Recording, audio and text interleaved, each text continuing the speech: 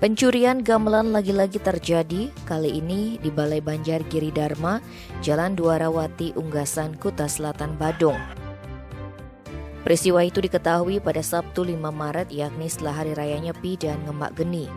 Menurut Kapolsek Kuta Selatan, Kompol Iketut Sugiarto Yoga yang dikonfirmasi Senin 7 Maret, kasus ini dilaporkan oleh klien Gong Banjar Giri Dharma bernama Ikadek Widana.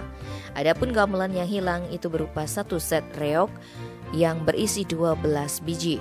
Dijelaskan olehnya, pelapor bersama sekegong Banjar tersebut sempat menggelar latihan pada Selasa 1 Maret atau sehari sebelum malam pengerupukan.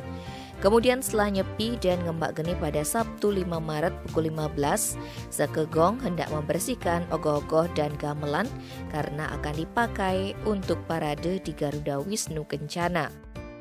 Tapi mereka dibuat terkejut sekaligus bingung karena satu set reog telah raib.